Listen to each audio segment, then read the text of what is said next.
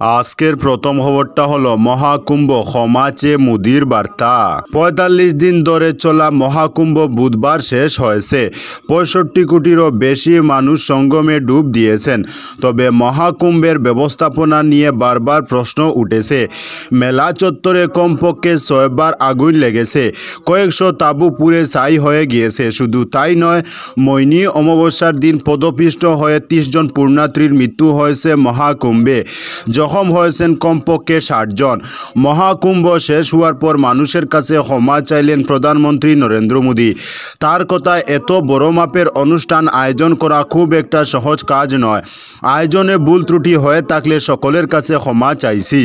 আজকের পরবর্তী খবরটি হলো ওয়াকফ সংশোধনী বিলে কেন্দ্রীয় মন্ত্রিসভায় অনুমোদন। বিরোধী সদস্যদের আপত্তি উপেক্ষা করে গত মাসে ওয়াকফ সংশোধনী বিলের নতুন খসড়া অনুমোদন করেছিল যৌথ সংসদীয় কমিটি অর্থাৎ জেপিসি। এবার সেই খসড়ায় প্রস্তাবিত 14টি সংশোধনী কেন্দ্রীয় মন্ত্রিসভার অনুমোদন পেয়েছে। বৃহস্পতিবার মন্ত্রিসভা ওয়াকফ সংশোধনী বিল অনুমোদন করেছে। মন্ত্রিসভায় শেষ বৈঠকে শিলমোহর দেওয়া হলো সংশোধিত ওয়াকফ বিলে। যৌথ সংসদীয় কমিটির প্রস্তাবিত একাধিক সংশোধনের পর সেই বিলে অনুমোদন মোদির মন্ত্রিসভার। সূত্রের খবর, বাজেট অধিবেশনের দ্বিতীয় পর্বে সংসদে সংশোধিত বিল পাশের জন্য পেশ করতে পারে কেন্দ্রীয় সরকার। এছাড়াও একাধিক উল্লেখযোগ্য বদল আনা হয়েছে নতুন ওয়াকফ বিলে। এর মধ্যে রয়েছে রাজ্য ওয়াকফ বোর্ড ও কেন্দ্রীয় ওয়াকফ বোর্ডে 2 জন করে মহিলা সদস্য রাখতে হবে। মুসলিম ওবিসি সম্প্রদায়ের 1 জন করে সদস্য থাকবে রাজ্য ওয়াকফ বোর্ডগুলিতে। অগলখানি ও বোহরা সম্প্রদায়ের জন্য রাজ্য সরকার আলাদা করে ওয়াকফ বোর্ড তৈরি করতে পারে। নারীদের অধিকার নিশ্চিত করে তবেই ওয়াকফের সম্পত্তি হস্তান্তর করা যাবে। অনলাইন পোর্টালের মাধ্যমে ওয়াকফ সম্পত্তির অনলাইন রেজিস্ট্রেশন করতে হবে। 6 মাসের মধ্যে কেন্দ্রীয় পোর্টালে ওয়াকফ সম্পত্তির যাবতীয় তথ্য দিতে হবে ওয়াকফ বোর্ডগুলিকে। ওয়াকফ থেকে প্রাপ্ত আয়ের টাকায় বিধবা, বিবাহ বিচ্ছিন্না মহিলা ও অনাথদের সাহায্য করতে হবে। ওয়াকফের সম্পত্তি হস্তান্তর করা যাবে। এছাড়াও একাধিক উল্লেখযোগ্য বদল আনা হয়েছে নতুন ওয়াকফ বিলে। আজকের পরবর্তী খবরটি হলো শুক্রবার ঘটবে নাহিদ ইসলামের নতুন রাজনৈতিক দলের আত্মপ্রকাশ। শুক্রবারই আত্মপ্রকাশ করতে চলছে বৈষম্য বিরোধী ছাত্র আন্দোলনের নতুন রাজনৈতিক দল। তার আগে মঙ্গলবার অন্তর্বর্তী সরকারের উপদেষ্টা পদ থেকে ইস্তফা দিয়েছেন নাহিদ ইসলাম।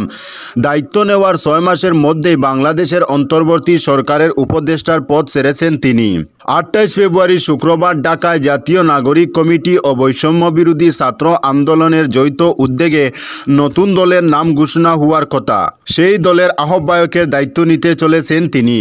গত বছরের জুলাই মাসে সরকারি চাকরিতে মুক্তিযোদ্ধা কোটা বাতিলের দাবি আন্দোলনে উত্তাল হয়েছিল বাংলাদেশ।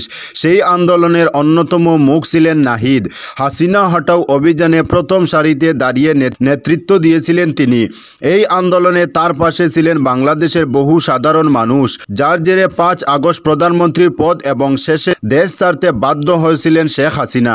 হাসিনার পতনের পর অন্তর্বর্তী সরকার ক্ষমতায় এলে নাহিদকে তথ্য ও সম্প্রচার মন্ত্রণালয় এবং ডাক, টেলিযোগাযোগ ও তথ্য প্রযুক্তি মন্ত্রণালয়ের উপদেষ্টার দায়িত্ব দেওয়া হয়েছিল। এছাড়াও নাহিদ বৈষম্য বিরোধী ছাত্র আন্দোলনের দায়িত্বও পেয়েছিলেন। আজকের পরবর্তী খবরটি হলো গভীর রাতে শক্তিশালী ভূমিকম্পে কাঁপল অসম। গভীর রাতে শক্তিশালী ভূমিকম্পে কাঁপল অসম সহ প্রতিবেশী রাজ্য। বুধবার রাত 2:25 ভূমিকম্প কম্পন অনুভূত হয়। কম্পনের মাত্রা ছিল 5.1 রিক্টার স্কেল। ভূমিকম্পের উৎপত্তি স্থল ছিল মরিগাঁও এবং 16 কিলোমিটার গভীরে। 20 থেকে 30 সেকেন্ড কম্পন অনুভূত হয়। তবে এ পর্যন্ত কোনো ক্ষয়ক্ষতির খবর পাওয়া যায়নি। এদিকে গভীর রাতে কম্পন হওয়ায় অনেকেই টের পাননি। আজকের পরবর্তী খবরটি হলো সুইফট বাহনে কেড়ে নিল পুলিশকর্মীর প্রাণ। গুয়াহাটি মহানগরের লালমাটি এলাকায় ভয়ঙ্কর দুর্ঘটনা ঘটল। তীব্র গতির সুইফট বাহনে প্রাণ কেড়ে নিল অসম পুলিশের এক কর্মীর।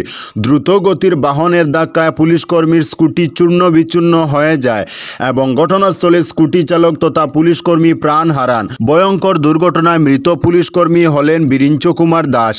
গোগ্রাপাড় থানার আধিকারিক ছিলেন তিনি। মায়ের মৃত্যুতে 1 মাসের ছুটিতে ছিলেন পুলিশ আধিকারিক দাস। জানা যায় AS01 AY9101 নম্বরের সুইফট বাহনটি নিয়ন্ত্রণ হারিয়ে ডিভাইডারের মধ্যে পড়ে যায়। জাতীয় সড়ক পার হওয়ার সময় জোরে ধাক্কা মারে স্কুটিতে। দুর্ঘটনার পর ঘটনাস্থল থেকে পালিয়ে যায় সুইফটের চালক। বুধবার রাতে এই মর্মান্তিক দুর্ঘটনাটি সংঘটিত হয়। আজকের পরবর্তী খবরটি হলো মাতাল অ্যাম্বুলেন্স চালকের ধাক্কায় মৃত্যু মহিলা পথচারীর। মাতাল অ্যাম্বুলেন্স চালকের ধাক্কায় এক মহিলার মৃত্যু হয়েছে। গোয়ালপাড়ার দুর্গা মন্দিরের কাছে দুর্ঘটনাটি ঘটে। অ্যাম্বুলেন্সের চালক মদ্যপ অবস্থায় গাড়ির নিয়ন্ত্রণ হারিয়ে ফেলে এবং মহিলাকে ধাক্কা দেয়। ঘটনার সময় উমা কৌরালা সাহা নামে ওই ব্যক্তি রাস্তা পার হচ্ছিলেন। অ্যাম্বুলেন্সের ধাক্কায় গুরুতর আহত হন তিনি। পরবর্তী সময়ে মৃত্যু ঘটে মহিলার। ঘটনাটি সোমবার রাতের। সূত্রের খবর, দুর্ঘটনার খবর পেয়ে পুলিশ ঘটনাস্থলে পৌঁছে চালককে গ্রেফতার করে।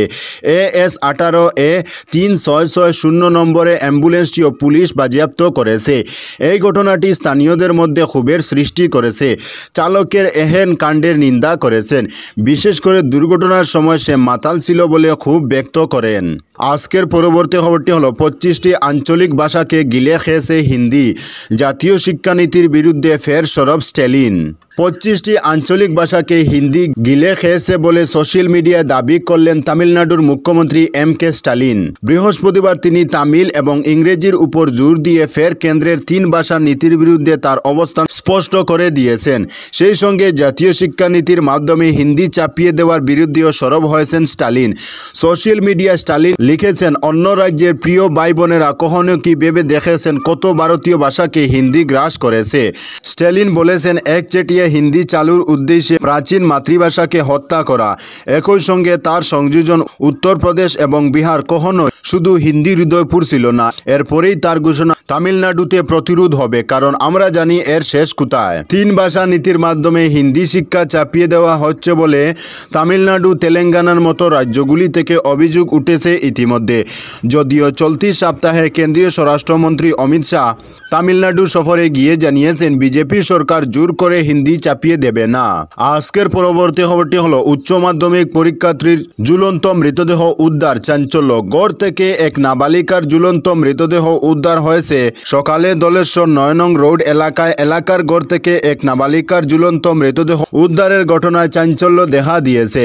এ বিষয়ে এক পুলিশ আধিকারিকের ধারণা, অভিমানের জেরে আত্মহত্যার পথ বেছে নিয়েছে ওই নাবালিকা, কারণ পড়াশোনা না করায় তার মা বকাবকি করেছিল। এদিকে খবর পেয়ে পূর্ব আগরতলা মহিলা থানার পুলিশ ঘটনাস্থলে ছুটে গিয়ে মৃতদেহ উদ্ধার করে ময়নাতদন্তের জন্য হাসপাতালে পাঠিয়ে দেয়। আপাতত অস্বাভাবিক মৃত্যুর মামলা নিয়ে তদন্ত শুরু করেছে পুলিশ। ঘটনার বিবরণে মৃতের মামা জানিয়েছেন, দলেশ্বর 9 নং রোড এলাকায় দাদু এবং ঠাম্মার সাথে থাকত দেবস্মিতা সেন চৌধুরী, 18 বছর বয়সী। সে দলেশ্বর কামিনী কুমার উচ্চ মাধ্যমিক বিদ্যালয়ে দ্বাদশ শ্রেণীতে পড়াশোনা করত। তার বাবার বাড়ি তেলিয়ামুড়ায়। কিছুদিন আগে তার বাবার মৃত্যু হয়েছে। তারপর থেকেই সে আগরতলায় দাদু এবং ঠাম্মার সাথে থাকত। সকালে তার দাদু খবর দিয়েছে গড় থেকে তার ঝুলন্ত মৃতদেহ উদ্ধার হয়েছে। ওই ঘটনায় গোটা পরিবারের সুখের ছায়া নেমে এসেছে। সাথে সাথে পরিবারের সদস্য এবং পূর্ব আগরতলা মহিলা থানার পুলিশ ঘটনাস্থলে ছুটে গিয়েছে। পুলিশ মৃতদেহ উদ্ধার করে ময়নাতদন্তের জন্য হাসপাতালে পাঠিয়ে দেয়। এবছর উচ্চ মাধ্যমিক পরীক্ষায় বসেছিল সে, কিন্তু পড়াশোনা নিয়ে তার মা বিভিন্নভাবে বকাবকি করেছিলেন। সেই অভিমানের জেরেই সে আত্মহত্যার পথ বেছে নিয়েছে। আজকের পরবর্তী খবরটি হলো 5 জন নেতাকে 6 বছরের জন্য বহিষ্কার, কঠোর পদক্ষেপ হরিয়ানা কংগ্রেসের। কঠোর সিদ্ধান্ত নিল হরিয়ানা কংগ্রেস কমিটি। দলবিরোধী কার্যকলাপের জন্য 5 জন নেতাকে 6 বছরের জন্য দল থেকে বহিষ্কার করা হয়েছে। এই 5 জনের মধ্যে একজন আবার প্রাক্তন বিধায়ক। যে 5 জন 6 বছরের জন্য বহিষ্কার করা হয়েছে তারা হলেন রামবীর সিং, যিনি ছিলেন প্রাক্তন বিধায়ক, বিজয় কৌশিক, রাহুল চৌধুরী, পূজা রানী এবং রূপেশ মালিক। এমসি নির্বাচনের সময় দলবিরোধী কার্যকলাপের জন্য তাদের 6 বছরের জন্য দল থেকে বহিষ্কার করা হয়েছে। তো বন্ধুরা, আজকের জন্য এতটুকু। পরবর্তী কোনো নতুন ভিডিওতে দেখা হবে, তখন অবধি ধন্যবাদ।